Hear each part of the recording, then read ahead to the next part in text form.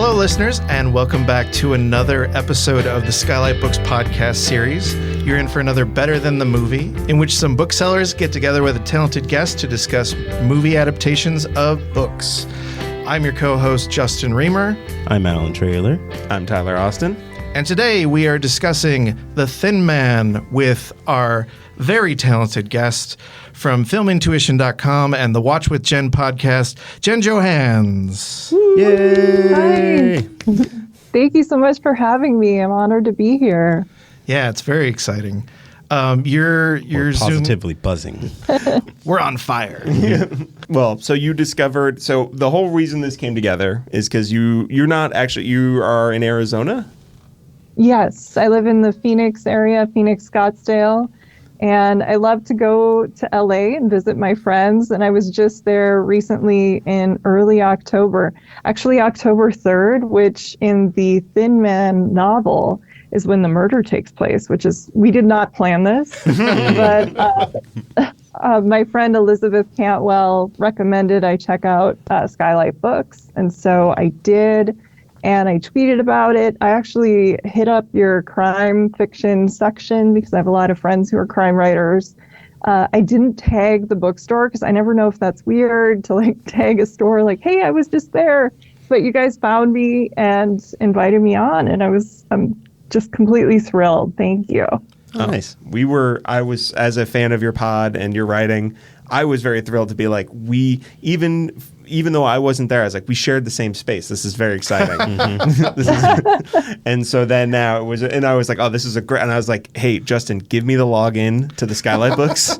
Just give it to Twitter. me now. I need it now so I can follow Jen and reply to her. And it worked out great. And it worked, and it was kismet. Look at that. Yeah. And the login's just books. How many times At is that? books.com. Oh, okay, yes. Very good. Yeah, very easy password, which we'll have to change now. But no, let's keep it. I was just going to say, Giving away the fine. secrets. It's fine. The internet's a very nice place, so it's fine. Yeah, they would never do anything. But yeah, no, that's the thing is like for Tyler and myself, the crime fiction is kind of a pet section. So I think we were doubly excited that was where you were, and it was like, well, we gotta talk a crime story for this. Sure. So, And it also happens to be the holiday season is approaching, and so what you put those two together? Got dynamite. It was an obvious choice to go with The Thin Man. It's like it's a great crime mystery holiday classic. Yeah, we're not going to go basic and do Die Hard and whatever that book that Die Hard is based on. We're going to go for something good. Like Home Alone. Yeah. Home Alone classic. We haven't done a novelization yet. Maybe next year we should do like the Home Alone novelization. If we do a novelization, we're doing the E.T. novelization because I've read that thing and it is absolutely insane. E.T. is in love with the mom. He wants to become the stepdad. Not making that up. That's in that book. It's very weird. Okay, I'm going to eBay right after this. Got to find that book. Add that to your collection, everyone. Yes. And good idea to do it now before this goes live, because there will be a run on ET novelizations based on A that bunch of recommendation. erotic fan fiction is going to like hit the internet. So. Yeah. So I'm your dad now. It's like that. It's what was an the E.T. story. The My Favorite Murder, like when they tried to do that book club and then all used bookstores ran out of that book. Our reach is about the same as My Favorite Murder. So sure. yeah. Totally. Yeah.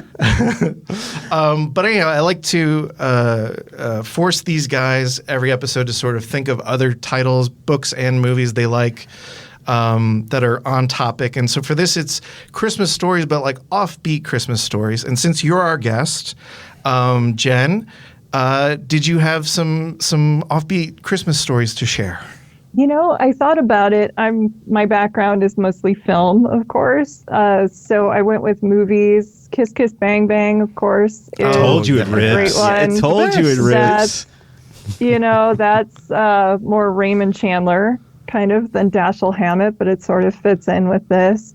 As far as like older films, one made in the 30s, that would have been a few years after The Thin Man. There's one called Bachelor Mother, which I love a lot, with Ginger Rogers, where she is a woman who works in a department store, and on her way on her lunch break, she sees a baby being abandoned at an orphanage, or and it's almost going to roll down the steps, and she goes and grabs it before there could be a catastrophe, and they mistakenly assume that she is the mom of this baby, and then it becomes like a rom-com. It's sort of baby boom before there's baby boom, so that's a lot of fun. That's pretty great. I also love the movie Holiday Affair. I don't know if you guys have seen that. Yes. Yeah, Robert Mitchum.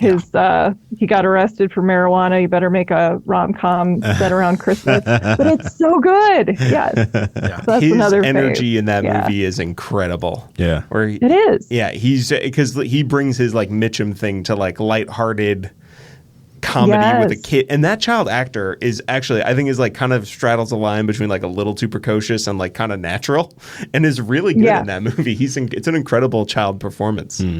That's a great pick. Yeah, I haven't heard of Bachelor Mother, so no, but it does sound cool. that's awesome. All right, Allan, what's your thought for offbeat Christmas story? My favorite Christmas movie of all time is The Muppet Christmas Carol. I do not care what anyone says. That movie is perfect. It's beautiful. Cry like a baby. And Black Christmas, because I think that's one of the more disturbing That's a great slasher Christmas movies. The original, or Yeah, of course. What? well, there've been 2 remakes. I just wanted to make sure. Okay. Yeah. Oh, I've only seen the We're first. not animals here. We like the original. Yeah, thank you. The first remake with Mary Elizabeth Winstead, it's okay, but I haven't seen the newest one that came out a few years ago, because it seems like it was in name only. It seemed like it was a totally different thing, maybe. Oh, okay. Yeah, I didn't check it out. Yeah, the first Black Christmas is a fantastic movie. Don't want to give a spoiler, but like it's not your typical slasher movie. Yeah. It's such a great cast. Yeah. And maybe Scrooge. I love Scrooge as well. yeah. Oh, with Bill Murray. Oh, of course. Yeah. Have you seen the movie P2, since you love kind of like the hybrid of Christmas and horror? No. What's that one? That's a really good one. Is that the Garage movie? Yes. I do remember hearing about it, but yeah, I haven't seen it. Okay. I watch it every Christmas. Yes. Oh, man. I love it. Okay, I'll Maybe check that not out. on Christmas, but yeah, I think you'll enjoy it. Everyone gather around. Yes. Let's just freak out the family. Yeah, you know, new tradition. Just do it once a year. It's fine. You switch over from the Yule log channel and be like, hold on, change of pace coming. Yeah. It's our Hallmark channel in this house. There's also that another strange one I thought of is a movie, Rare Exports. I don't know if any of you have seen that. Oh, yeah. That movie I did. is so unbelievably weird. It's like I think it's Norwegian or Finnish. Yes. Where they're basically shipping enraged, crazed Santa Clauses around the world, and they're just kind of like insane old men that live in the. It's like I don't really know how to explain it. That's truly what that movie is about, and it's like, yeah, great. Adding to the watch list Fantastic. right now. Yeah. Honestly, you should. It's because I can't describe it as not a great sign, but like it's still an interesting movie at the very least. It still feels like a potential new holiday tradition. Yes. So mine, this I discovered, I guess it was at the New Bev, maybe like 2017, 2018, and I went to go see The Silent Partner. Because I love that movie. I don't know if I'm like a charter member, but I'm in the Elliot Gould fan club. Sure. You're not a charter member. I feel like the charter members were in the 60s, 70s, maybe. I feel like I might have relaunched a chapter somewhere. You just take so much credit over here. Personally, I'm trying to, look, it's just me alone. I haven't reached out to anybody. Yeah, that much is clear. It's just me and my fan club. I have some fellow members I can introduce you to, and I'm one of them. Yeah. Perfect. There's something, he is so good, and I felt like it was just that movie which Curtis Hanson wrote of LA Confidential and Wonder Boys, another great adaptation we should do at some point. It's unbelievable. It's like such a great heist crime. Christopher Plummer is terrifying.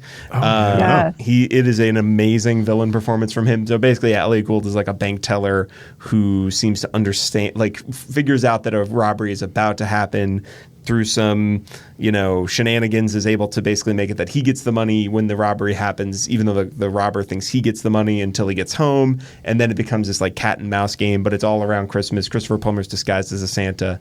And like shockingly violent. Yeah. John Candy's first role in screen debut, who's a lot of fun in it. Just a great movie. It was on TCM Underground, I want to say maybe last Christmas or the Christmas after. R.I.P. And a loss for the culture. Let's make our own. But but it should be like in everyone's holiday rotation because it's so much fun. I love it. I love Silent Partner 2. Great pick. One thing about that is that it's like a neo-noir where the things that befall the hero have nothing to do with him. Like he's not making any mistakes. It's just that Christopher Plummer is such a conniving psycho that like he just has to keep coming up with new plans. Like, yeah. Yeah. And again, Gould in the 70s just was built different. Just popping. Yeah. Just a different guy. There were no one like him. Cut above, maybe. Yeah. He's the best. I kicked off my season actually talking about the Silent Partner and Curtis Hanson with Ted Griffin, who nice. wrote. I guess Curtis Hanson was kind of a mentor of his, and so I had him on, and we celebrated Curtis, and we talked about Silent Partner's amazing. Yeah, so I'm so glad you love it. Yeah, I think Ted Griffin might come back later in this discussion because I found a tidbit about a very puzzling portion of this book. This is news to us, Justin. I know. What is this? Yeah, I know. Research, deep research. I wasn't going to bring it up, but then when you said, I was like, oh, right, I actually Chekhov's Ted Griffin. Yeah, exactly. We set it up now, and then later it'll pay off beautifully. Do we need to phone a friend? Are we going to reach out to Ted?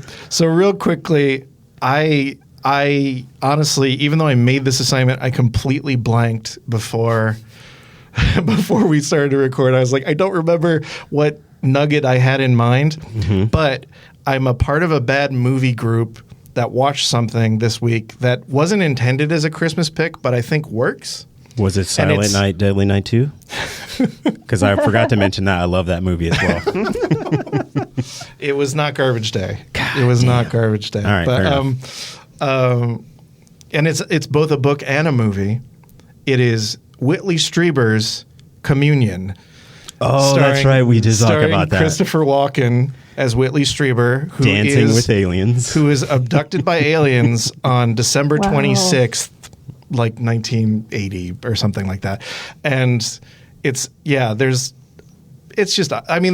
a crazy Halloween sequence as well. Like Meet Me in St. Louis. You get a few different holidays in there, but definitely. A Christmas tree is there when he is abducted by aliens and then rectally probed. It's very Walken. Like that's all I can say is it's uncut, pure, unadulterated Walken to the point where I'm sure that he just made up most of his lines. like even beyond the his you got to let him cook, man. His typical thing that's supposed to be he takes out the punctuation. I think he took out the words as well.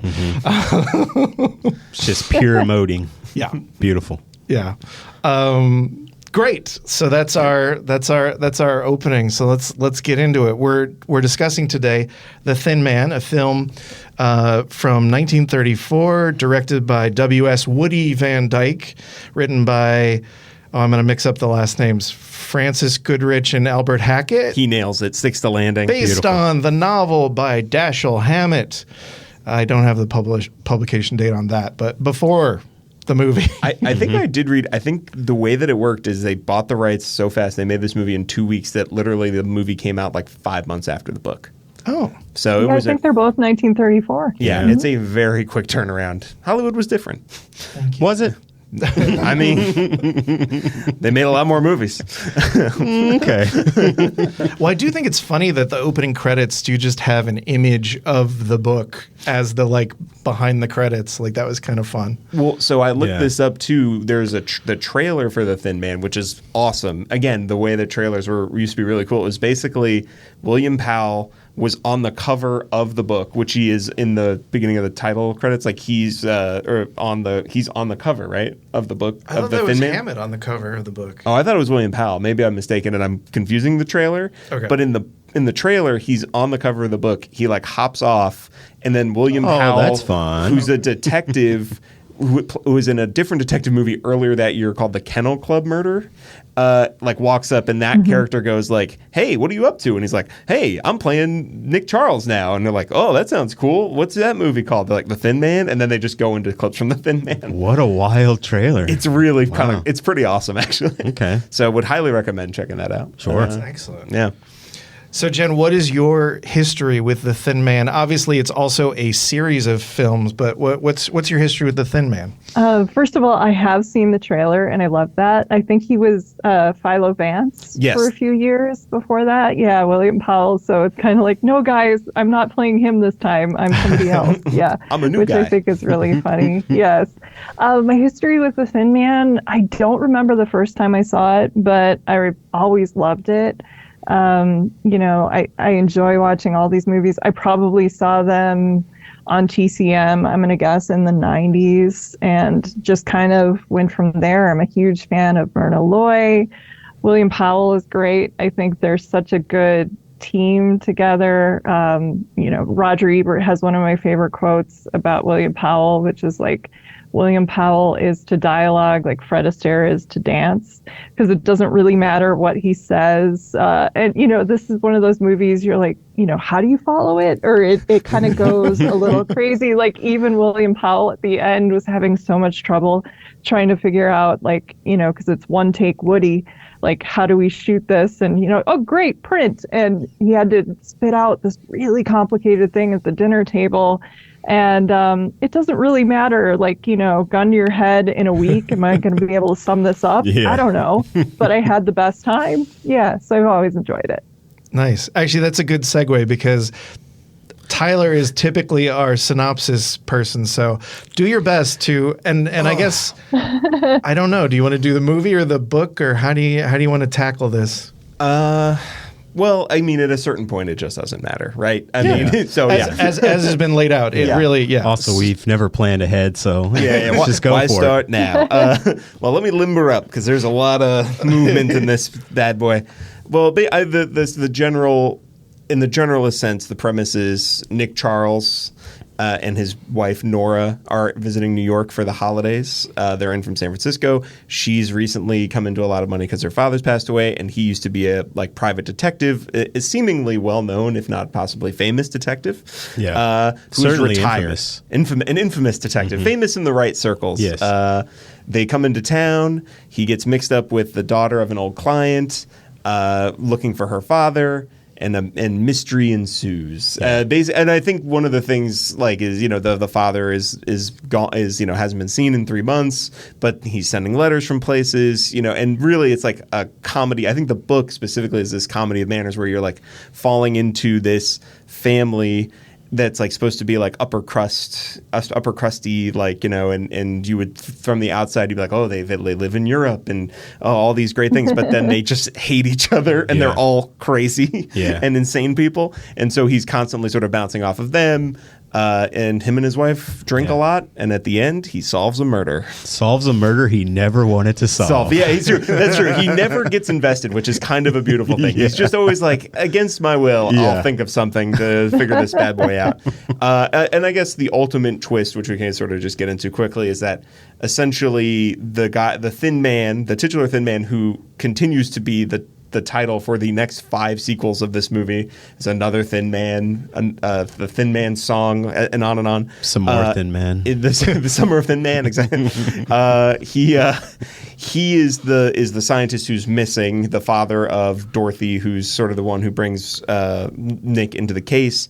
It turns out that essentially he was the victim the whole time. He was murdered first, and that his dastardly lawyer has been using him to has been like a power of attorney and has been using that to like get at his money, and then he starts killing people to cover up his own crime, and then that's sort of when it all comes to a head. Yeah. Well, that was amazing. I had a friend ask me last week who's like, I've never read it or seen it. And, can you sum it up? And I think my sentence was, well, there's this guy and he's a detective and he's looking for the thin man. And, I mean, that's still accurate. I should have just said that. That's pretty good, actually. And he has a few drinks, a few parties, and I mean, certainly. and to get into the meat and bone, a meat fun, of it. floofy dog. Oh yes, which was amazing. Asta. From the jump in the book. When he's in the first chapter, or I guess the second chapter, the dog shows up, and I was just like, yes. There's a dog in both of these. This is exciting. Having seen the movies first, I was shocked that Asta was a girl in the book, because famously in the later movies, there's Asta and Mrs. Asta, and they have a doggy family. Whoa. But, yeah. That also one Dalmatian did, huh? thing, basically. Like there's, that also feels like such a classic Hollywood thing to add in, and like, oh, we got this cute dog. Put a cute dog in the detective movie, and it's like, no, Dashiell Hammett wrote that. He wanted a cute dog. I think we all do, deep down. Of course. Who is Skippy? Of course, Asta is portrayed by Skippy, the dog. Yes. Who goes on to have the most famous. 28 credits. Yeah. Goes on into The Awful Truth, where he plays Mr. Smith. Fucking incredible in that movie. He is crushing it in that movie. He's so good in that movie. I love that dog. He's so funny. And he's also in Bringing Up Baby, a Cary Grant reunion. He wanted to come back. He willing to work with him again. Yeah. And is amazing. I mean, truly, Smitty in Awful Truth, I cannot oversell how good he is. Skippy. I was like, Smitty. Well, Smitty was also his. He got his. Anyways, but yes, the character. he was, and he embodies the character. Smith? Sure, Mr. Smith, exactly. Yeah. Great movies, great actor. Yeah, one of our greats. Yeah, one of our greats. There's no Spuds McKenzie though. And actually, the thing that's interesting is that in the movie, they actually give him something to do. Like Ast is the one that discovers where the thin man is. As opposed to basically Ast is sidelined very quickly in the novel. I was shocked. Should have got credit, man. This, and I do think the movie is adapted. It sort of gets rid of a lot of things. It gets rid of a lot of questions I had reading, which I think is totally fine. Yeah. There's things that you don't need to think about from the book to the movie. Let's just make this thing lean and mean. I mean, moving fast. Sure. Specifically, Nick doesn't have to explain that he's Greek. Yeah. He can just be Charles without it having been shortened. Yeah. And we don't have to reference that he's Greek a million times. Yeah. It's the perfect encapsulation of my friend Jordan Harper, who's a crime writer. He has this phrase he uses, a tight 90 for, perfect running time of a movie is 90 minutes. And this is 90 minutes. Oh, yeah. And it's perfect. Yep. Yeah. Oh, just a little gem. Yeah. No, it just keeps moving. Could have used a little more cannibalism. A little more. Yeah, we're missing that. Yeah. Okay, so a little more morphine in it. That was my more Ted heroin. Griffin More heroin. Let's just go wild. Yeah. That was my Ted Griffin thing. So in the book, there's a whole thing where Dorothy, who's the young woman who comes to Nick and is like, find my father, she has a weird criminology obsessed brother named Gilbert. Yes. Also clearly has some Oedipal issues or whatever. No, he says explicitly he does not. He's got it under control. But it's very little. Yes, that's right. It's very little. and at one point he basically is like, Nick, please tell me some crime. Yeah, and he gives him this book called Celebrated Criminal Cases of the United States, something like that. An actual book, because I was so befuddled by this because there's literally 4 pages of a recounting of the Alfred Packer cannibalism case. I didn't find out really why Hammett put it in. Like, it's not his writing. It's straight from the book. He was just so moved by it, I guess. He also apparently references this same book in The Maltese Falcon, which I didn't remember. It's been a long time since I've read that book. So clearly a fan. Yeah. But I had a theory. So this is twofold. We're getting to the Griffin. I swear, we're getting to the Griffin. I trust you. Swear. Take us where you gotta go. Trust falls, man. But I'm my fine. theory is, in the description of the case, there's Alfred Packer talks about, he cooks up this story of like what happened to the other 5 guys he was with. And he was like, oh, we all decided to start eating that guy. And then this guy got bashed in the head. And then later you find out that he just killed them all himself. Yeah. And they're all just lying 5 side by side and like And he was like, let's eat. their chest meat taken. Time to start serving like them. nibbled up. So I was thinking that it's kind of like this family and the way that they're constantly cooking up these stories and then like stories upon stories when really the truth is something wholly other. That was the only guess I could make because otherwise I'm like, I don't know why Alfred Sure. Packer is brought It's a into bit of a this reach, but I for- see it. Yeah, there's something there. I see it. for like Yeah. 4 pages. My immediate thought, just quickly to also, you noticed earlier, Jen, that I have a Columbo phone case, and I love like the Yes. Rockford Files. I feel like 70s TV does stuff like this all the time, where it's like there's a Rockford Files that ends at the Hoover Dam, and so much of it is just like showing you the Hoover Dam because it's like people haven't seen the Hoover Dam. Sure. And that's the only So justification it's not you padding. need for it's, it. It's informative. Exactly. Is what You're just telling like, me. Yeah. here's this Okay. thing you've never seen before. Here's this story. I'm going Sure. to stop the book cold for 5 Yeah. pages to just lay out this story because you probably Yeah. don't know it. And it's like, I think it's interesting. You're going to think it's Right. interesting. That was all of the entertainment value that was necessary to justify so putting people it in the haven't book. heard about this crazy cannibalism. They're reading this and they're like, wait, what? What's going on? And This they're is a- freaking out, and then it just goes on. Right back to the story. And you're Would just they like, have questions? Wouldn't you maybe not put that in the middle of your book? I think you just go, I've spun people this yarn and Sure. they're going to be glad that it's a in little here. taste, a little taste. Yeah. Am I missing? How did that sync up with Griffin? Oh, sorry. No, Tyler, as he often does, cut me off. Decided to jump in there with no. my own theory. So part 2 was like when I was looking up this section, which led to a bunch of blog posts of people being like, "What's the deal with the cannibalism?" But one of them was that the movie Ravenous, written by Ted Griffin, Oh, was Ted. directly Fantastic inspired by his reading of The Thin Man and stumbling upon this Wow. excerpt. Oh, that's great. So That's really cool. God, I love that There movie. it is. All right. He did it. I was immediately going like Ted Griffin Terriers. Where are we going? Like Matchstick Also a Men, great show. Like Dashiell Hammett. Like Oh, we coulda I got there from totally the dogs, blanked On yeah. Ravenous. Gotcha. Okay. There were so many ways we could have gone. But yeah. Yes. Ravenous rules. That is a great movie. It truly does. That soundtrack too, man, beautiful. So wait, I'm assuming how long after you saw the movie did you read the book, or had you read the book first, Jen? I don't remember which was which, but I know I read it in the 90s. I was kind of getting into, I'm more of a Raymond Chandler person, but I mean, I loved The Thin Man. I know I read a few of his others. I mean, he only wrote a couple novels. Yeah. But The Thin Man I had, and so when you suggested it, I think it was Tyler suggested it, immediately I like went to my shelves and looked around and I still had it. So I hadn't read it since. I was very excited to pick it up again. Yeah. Nice. Because I think, Allan, you hadn't seen or read either, right? No, I'm pretty Oh, okay. dumb. Yeah. But Sorry. you're not dumb. You're just No, yeah, it's fine. playing I'm video used to it. games all the It's fine. time. He likes Black Christmas. I'm like, yay. There you go. Exactly. There you Don't go. be down on yourself. Yeah. No, I'm just being honest. Yeah.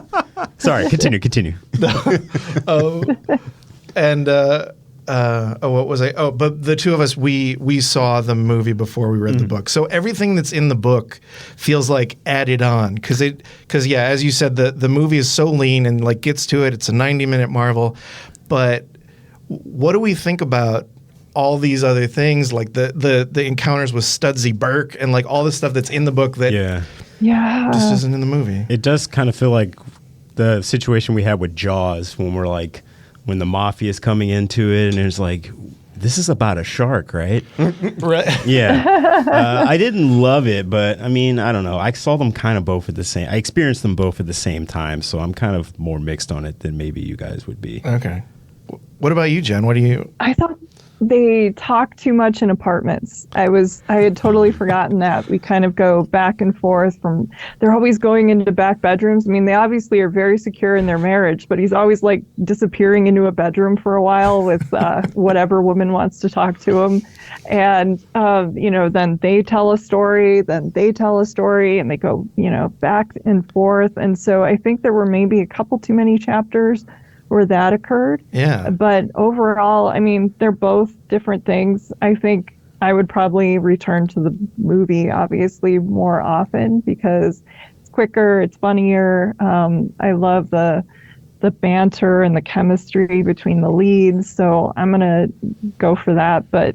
And I think, you know, as far as Hammett fans go, you know, Akira Kurosawa is a huge fan of the film and Hammett. I mean, he made Yojimbo, which is kind of like Red Harvest, but The Thin Man is like a movie that he considered one of his favorites. And so you can kind of see its impact. And yeah, I don't know. I think they're both valid for sure. Yeah. They excise a lot of the plot. And I think that was sort of, I mean, it was by design that Van Dyke had said to the screenwriting duo Goodrich, and that it was just like, just write banter, which is amazing because they are a real life married couple, and you pointed that the great bit out, Justin, that where it's like it's set up in the book and they actually write like a better punchline for it, where it's like, oh, the Sullivan Act, Sullivan Act. Oh, don't worry, we're married.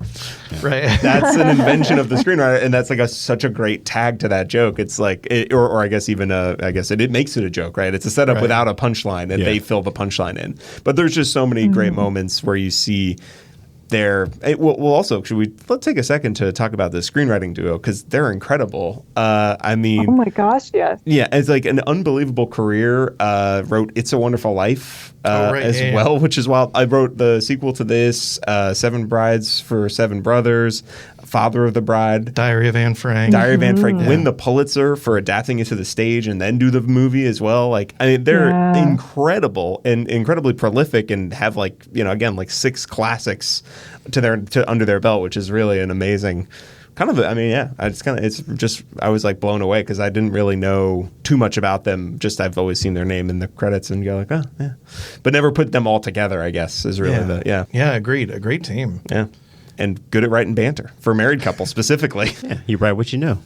Which also I did see it's what Hammett based Nora on Lillian Hellman, who was like a famous playwright and one of his like on again off again partner who I would imagine they were drunk a lot and bantered a lot. It seems like the case at the time. I think they were together like 30 years. Yeah. That's amazing. Yeah. The book is dedicated to her for Lillian. Exactly. So yeah, she was sort of, that's really cool. As the Nora, I could think that makes a lot of sense. Also, you look at her life and yeah, she seems like she was a pretty prolific and hilarious writer. I don't know. There was another moment of adaptation that I was just like really impressed with, where in the book, where it's the guy who's like his wife, or I get his live-in partner throws a frying pan at his head. Oh yeah, and then she leaves, and then he escapes through the bedroom. And it must have like I just read this, and then like just watching it matched up so perfectly. And it's like, oh, this is such a great cinematic adaptation because in the book it's like they go into the bedroom, he's not there. They go to the bathroom. Oh, it's an open window. I had he's the same thought. Right, and it also makes him seem smarter and cooler. Brilliant. He's like, "What are you doing?" He's like, "Oh, I'm letting the boys know to go look for him." Like he knows immediately the second he went to the bedroom, he's escaped, and it's like, which should be obvious, honestly. Hey, let me go show you this thing alone in that room with a window. Proof, and then leave the room. Let me get a drink of water. I'll be right back. And then he's gone. Yeah. So yeah, that I think is like a moment where you go, well, that's just brilliant adaptation. That's like, again, you make your character smarter, you make things a little snappier and faster, and it was like, man, they were really nailing it. Yeah, I mean, what do you think of the Dorothy character in the book versus the movie? Because she gets such a heftier role, but I don't know that it's for the best in the book. Like, I don't know. Does anybody have any thoughts on Dorothy? None. No thoughts whatsoever. Move on. She's much bigger. I do think it is like it's interesting how this adaptation also like it sidesteps a lot of stuff, I think, for like social norms, right? To be like, she's just not out dating everybody. She's engaged already. But then they also sidestep a lot of the like parental abuse. Like certain racial things that come up. Like the movie doesn't really just like speeds past all of that. So it's like also I think kind of helps it stand up in a way where you're like, oh wait, yeah, it's like it's cleaner but also they're drunks. Like, you know, I don't know. Yeah. Like they're challenging, But but, they're fun in drunks. the right ways. They like again, just like they again streamlined all the stuff you don't need. Her mother's a chiseler, but she's not beating her daughter. I'm beating her up all the time. Yeah, which was I was like that was a moment when I was reading the book. I was like, I don't remember that from the movie. I saw Yeah. it last year. I don't think that happens. And an ex of the William Powell character in the Yes. book. Yeah. That was an interesting, where it's like, he's basically implicated with having been with every woman in the. I know. He's basically James Bond. Yes. Yeah. A reluctant James Bond. Well, yeah. Yes. So where did you land on this, Alan? How did you, having been the only person who hadn't seen or read either of it, were just general impressions? Well, I was talking with Justin earlier. We made the mistake of listening to the audiobook so that we could do it while at work and whatnot.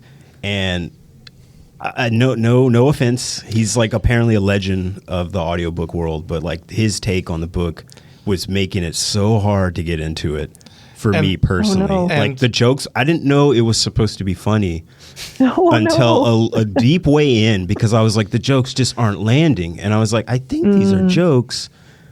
Is this supposed to be funny? And I was just kind of surprised by it. The movie worked a lot better, obviously. Well, the thing that was insane. So last night we were discussing it, and I was like, "We're bad mouthing him. I'm sure he like died of throat cancer." Looked it up. He did died of actually throat cancer. die of throat cancer. We felt really bad. Yeah. Bad. I talking- also bad specifically talking this said we guy. weren't going to bring this up. Yeah. But what's good for That just tone got on my- awkward. A tone, Alan. I did nothing wrong. Yeah. You have to live with it. we haven't said his name. Of course, there's only the like one audiobook version. Yeah. But no, I mean, he wasn't like terrible or anything. It's just his Yes, like yes, he funny was. voices they just weren't hitting, except for the gangster guy. That's the only one that I thought was kind of, he put some oomph into it. Studsley? But yeah, just like the low, like, this Studsley is Burke. my woman voice. I was just like, That's man, true. Come on, dude. That's true. There's literally a conversation between, is it Nora and Dorothy? Anyhow, two of the women. It sounded like one person talking. It's like, Truly, yeah. oh, thank you so much for helping. Oh, It I'm was doing my best I can. It was to very help hard you. for me to know who was who sometimes, because it's the same Oh. voice for so much of it. So yeah, at some point I need to just read the book and have a better time with my own thoughts. I yeah. went back and forth, and definitely every time I was actually reading the written word, I was so much happier. Yeah, Well, it's easier to, in your mind, go, oh, well, this is William Powell and Myrna Loy. yeah. It's true. Yeah. Put their flair, their dryness on it. Yeah. They're great. Yeah. It's also wild he's probably seen that movie before he records this book, right? And he's like, I'm going to do something a little different. Yeah, I think you're on to something. I'm going to spice this up my own way. Yeah, it's going to here. be my version, baby. Yeah, I don't know. And who Just- directed him, too? Like, who let him go? You know what? Those voices are fine. Yeah. Yeah, it felt very self-directed. Yeah, I was going to say, also, I think such a huge part of the charm of the film, and you mentioned it earlier, Jen, is the one-take Woody. Like, he was just so, was so into the idea of improvising and making it just quick and snappy. Yeah. And like one, people lose their steam after one or two takes. And so, I mean, I think that also just gives it the sort of like crackling, like it feels like not only is it 90 minutes, but the plot is basically just it's going by without authority, but every scene Well, is the just plot moving. just doesn't matter. The plot is that immaterial. was my takeaway. Like the plot does not matter. Yeah, the plot is immaterial, but then Yeah. it's like every time two people talk, you're just like, oh, we are flying by, and this Yeah. is there's jokes, and It's just a joke factory. and Yeah. and it's incredible. It kind of reminded me of maybe I haven't seen this movie in a long time, but Rules of the Game, and like that sort of manicness, and like all the people, and especially like the dinner scenes. Yeah, the Remind me dinner, a the lot of that party movie. scene. Yeah, that first party scene where the guy who's just trying to call home to his mother Yeah. the whole time is also such a great. Yes. I gotta call mama. yeah. It's amazing. Like one of my favorite moments is in that party moment where they're in the kitchen and she's like, hand me that. Is that my drink? And then he is like, did you, or what was your drink? Rye. And he just drinks and he's like, yep, that was your drink. Yeah, that's a good bit. There's also I blew it, but yes, it's a good. you know, William Powell sticks the landing a little harder. That's okay. Yeah. Well, and that's the thing too. Like, obviously, like with adaptations or anytime a movie's made, like there's always a million happy accidents, right? And it's like the whole air rifle thing was just something that was lying around set, and William Powell was like, "Let me try to shoot these ornaments off," as the production design team puts them on the Christmas tree, and then Van Dyke was like, "Shoot it! Yeah, this is going in the movie. Yeah. Magic is happening. This guy's great." Yeah, and he was so good to put them together. I mean, they had done Manhattan Melodrama, which was, the last movie Dillinger saw, because he was a Myrna Loy fan. But like Myrna Loy really hadn't done comedy. She'd been always the exotic woman in these kind of dramas. And so she was excited. They didn't want Powell because he'd been playing Philo Vance. And also there was such an age difference between the two, but they just, got along like a house on fire. And Van Dyke had been, like I said, the director of the other film and just knew there was a spark. And 14 movies, yep, that spark exists. Yeah, and we're all the better for it. It does fit the description in the novel, though, because it does say that he's like a little over 40 and she's supposed to be 26. Yeah. Yes, that's true. But that's the thing is in the book, she's almost sort of like the kid detective, like the one who's like, oh, I want to get into it. But like, obviously Myrna Loy is playing it much more, I'm your equal, like we're a team, even if you try to sideline me, we're a team kind of thing. Except when she gets knocked out. Yes. She was in the line of fire, as he said. I mean, it just seems like an extra step you don't need to take when you're trying to take a gun away from someone. I don't know. Call me crazy. Clock your wife. Yeah. You got to distract him first. Yeah. At some point, I watched a William Powell movie from like 1930, Street of Chance, where he's like a gambler.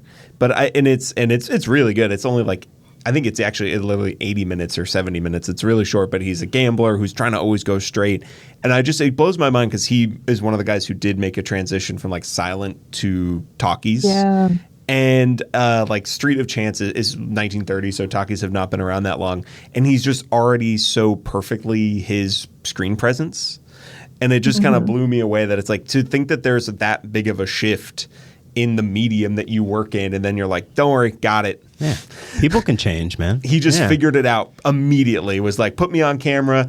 I know how to deliver lines in this way that's never been done before. I'm going to be the best at it. Yeah. And it's like, and again, he continues on to have an amazing career, just being really droll and awesome. Even Myrna Loy too. Like, I feel like it's called like Topaz or something. Like, there's a film I saw. It's like her and John Barrymore. It was also remade a few times, like Peter Sellers did a version of it. John Barrymore is like a fussy professor, and she's the lady. But like that's all I remember about that movie is like how good Myrna Loy was. It's just two bottles of lightning that were merged together into a 2-liter bottle of lightning, I guess. Yeah. Beautiful metaphor. It's not mixed. You nailed it. Pure. It's never been done before, but yes, it is. It was it. A 2-liter bottle of lightning. I like it. Don't let the Mountain Dew people hear about that, though. They're going to steal that one from you. This might exclude you a little bit, but like, what do you feel about the sequels? Like the rest of the Thin Man movie series? Like, what are do you have any particular faves or any that you're like, oh, that's actually kind of a stinker? Or I didn't revisit them for this, and it's been a while since I've seen them, but I enjoy them. I will watch the sequels if I happen to, be changing channels. I think the first few were pretty good. Yeah. They're all kind of entertaining, but yeah, it's the first few. That's fair. Like I kind of sprung that, but I just had the thought because I think that's kind of the rep of the series is that they're all good. Like none of them are really bad, but definitely like probably before they have a kid, like there's a little bit more fizz and. But he gets thinner and thinner each time, right? Yeah. Another Thin Man's really fun. a young Jimmy Stewart. Oh yeah, or Yes. what is it? And After the Thin Man? Oh, wait, after? Is it Oh, no, after wait, then no, wait, another? I think There's it's another Thin Man after the Thin Man. I think after is number 2, right? Oh, okay. That one, yeah, because that's yes. the one that's New Year's Eve. Yes, that's right. Because Yeah. actually, that was. Does it move later and later in the year? Which each one? And they're like, it's a St. Patrick's Day murder. That would actually be perfect. Yeah, that's true. We've made it to Arbor Day. That would be funny. Yeah. I don't know if that's how the TV show worked or the radio show, but we're throwing out pearls. Somebody's going to listen to this and create it. Yeah. The Arbor Day Thin Man. The Arbor Day Thin Man. It's good. It's actually going to be us. Do not take this from us. This TM, is our idea, please. trademark. Copyright Skylight Books. Yes, exactly. Skylight Books Productions Yes. presents. a Thin Man advent calendar? Well, there's a lot of things we could do. A thin man yeah. to remember. We can go on all day. Exactly. And they I think that one or maybe then the next 2 are both also based on like other Hammett mysteries that they just sort of co-op And I think into. didn't they reprise their roles for the radio play? They did, actually. So I was like, wow, that's kind of cool. yeah, that's always kind of fun too. Yeah. So wait, you said there was a TV series. I wasn't aware of that. When was the TV series? Yeah, it was the late 50s, just 2 years. I think this was around the time of the Blacklist and, the stuff with Hammett. And so they canceled the television show because he actually went to jail for not naming names, and some of the whole history of Hammett is really interesting. But I was going to ask you guys, have you seen the movies in the late 30s? There were a lot of movies that kind of cropped up after this it started with Fast Company, and then there was Fast and Loose, I think Fast and Furious, no, not Vin Diesel, but like the 1930s era. And it was a couple, I want to say they either worked in a bookstore or a bookstore was it was centered around, and they were really good. Did you guys see those? It was another married couple. Oh, you've just like turned a light bulb above all 3 of our heads. I think that this sounds excellent. No, I knew about all that stuff. Yeah, Of course, I just hadn't seen the Thin Man. that's excellent. No, So fast. I'll look for it. The Fast Company series potentially, or Yes. I think the second one was my favorite, but yeah, I think they might have had different castmates in each one playing the couple, but they're really fun. Yeah. I do like a good knockoff series. Yes. Truly, Sometimes they're I'm great, like the yeah. audience for that kind of stuff. You are the world's biggest Transmorphers fan. Yeah. You're on that mountain. You're waiting for the tide to turn on Yeah. Transmorphers. God, I wish they would let me write a movie. Oh, God, I wish they would. Yeah, they actually banned you from downloading Final Draft. That's what I They'll heard. lift it. They'll lift it one day. It was court ordered. I don't know. you've just been writing it in text edit. Just Yeah. It's a notes app. Chiseling Formatting it in yourself. stone for future generations. Someone comes, knocks the phone out of your hand. Bam. I mean, also, I feel like just again the chemistry of Myrna Loy and Powell. We should mention the most famous thing about that is that basically, like, if they ever travel together, they had to specifically be like, no, separate rooms. We're not married in real life, Yes. which is incredible. they just had friends. that married couple. Friends. We're just friends. All right. Any last thoughts before we kind of do our round of rating the movies? And I the had books? a random thought that's kind of unrelated to just about everything. That's Okay. what this is for. The Alfred Packer stuff. The thing I thought of the most was Cannibal the Musical, the Trey Parker and Matt Stone movie, in which I've had songs stuck in my head for over 15 years. But that's all. You should check that movie out if you're fascinated by cannibalism. Go see that one. I will say literally while that section was playing out, I was like, Sky is blue, all the grass is green. Yeah, I know. That song, man. Yeah. Good. I'm glad that we're warped in the same way. Of course. You are home. Any other parting thoughts before we get to rating?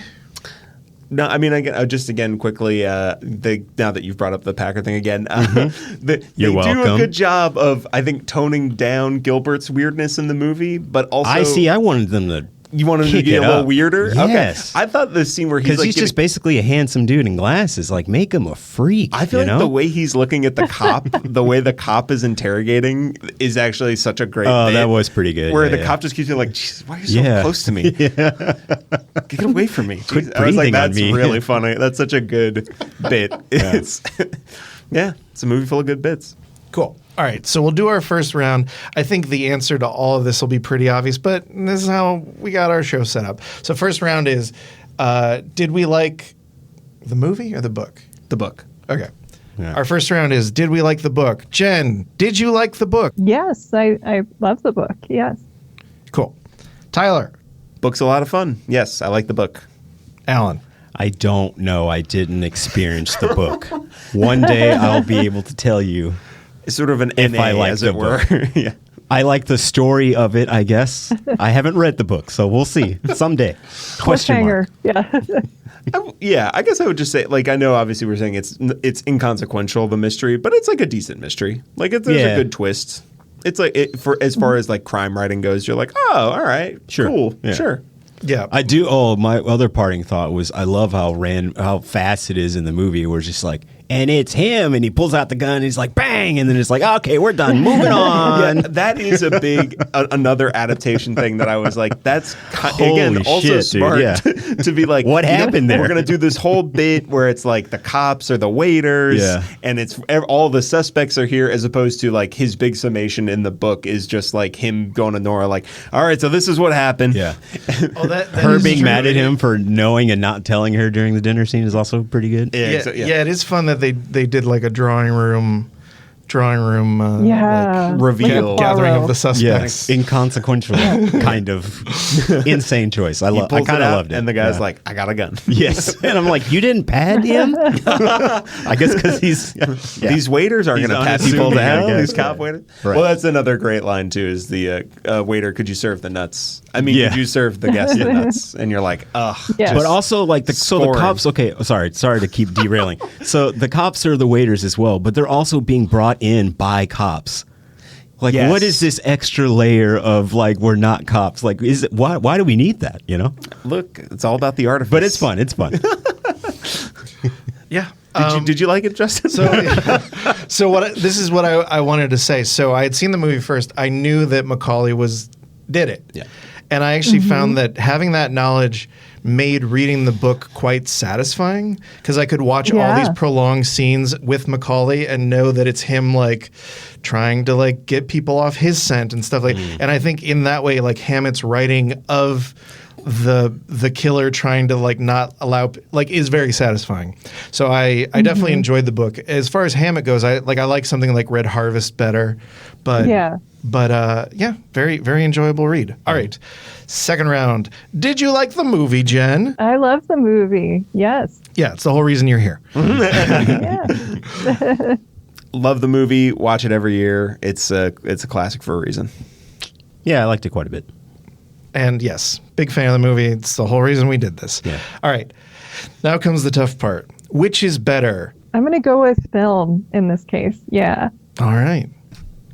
I think this has been all us laying out the evidence as to why the film is better. Yeah. Twist ending. Yeah. The film is Yeah. still better.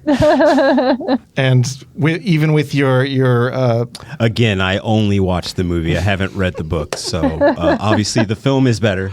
the film is better than the non-experience you had. Yes. The me like bouncing off of the audiobook so hard, being like, oh gosh, this is gonna be rough. They're gonna hate me for not liking this. And then thankfully I saw the movie and enjoyed it. So Yeah, but yeah, the movie's great.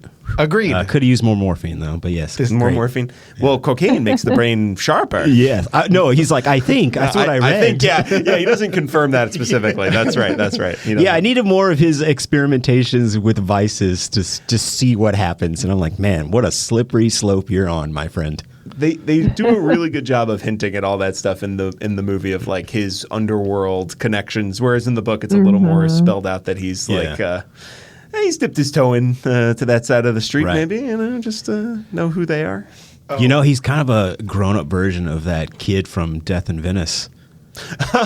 Right? He's like a Did you- freakier not older version. Death in Venice, Haunting in Venice. Sorry, yes, Haunting in Venice. Did you see the film of Haunting in Venice?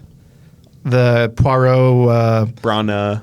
Kenneth Branagh. Oh yes, yeah, I watched that at Halloween. That was well done. Do you remember the little kid who's like Goodbye, Papa. It's the same character as got the far as weird I'm concerned. sociopath vibe? Yeah. He grows up to be Gilbert, you think? Yes. Okay. I think he changes his name, Moves Yes. away and becomes Gilbert. and That's convinces a family that he's their son. Yes, I think it's fine. Yeah, there you go. That's another script you have to write. Yeah, good. Yes. Yeah. let's get this guy final draft. Yeah. Yeah, look.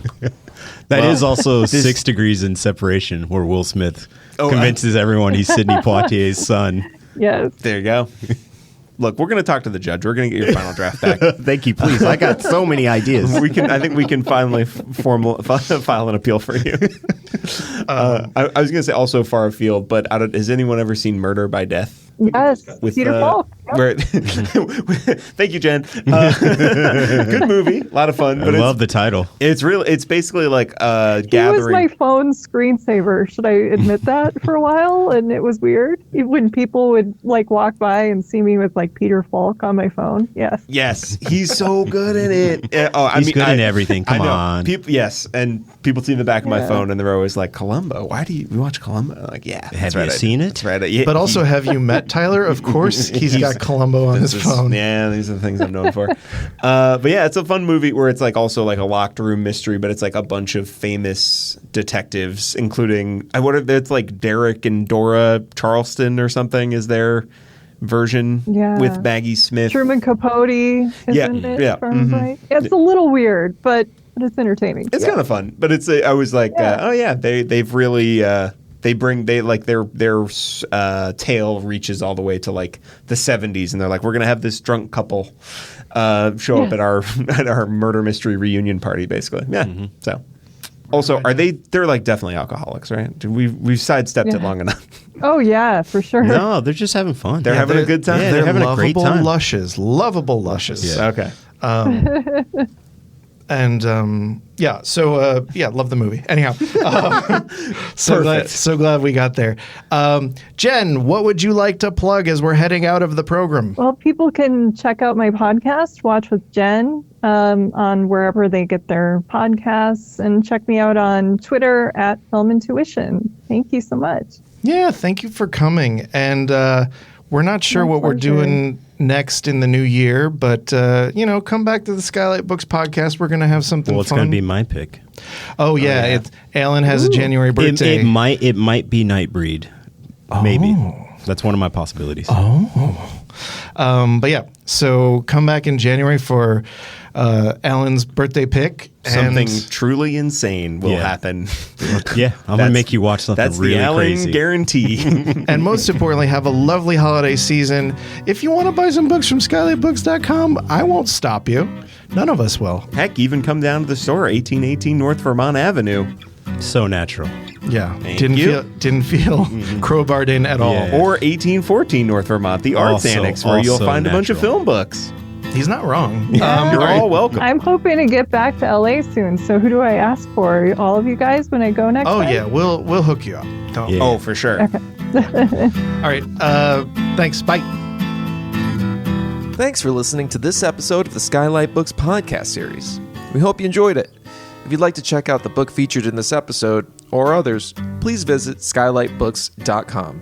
If you're in the Los Angeles area, stop by for one of our live in-person author events. You can find a calendar on our website. If you like this podcast, leave us a review. It really helps us out. Our music is by Duck the Piano Wire. Till next time.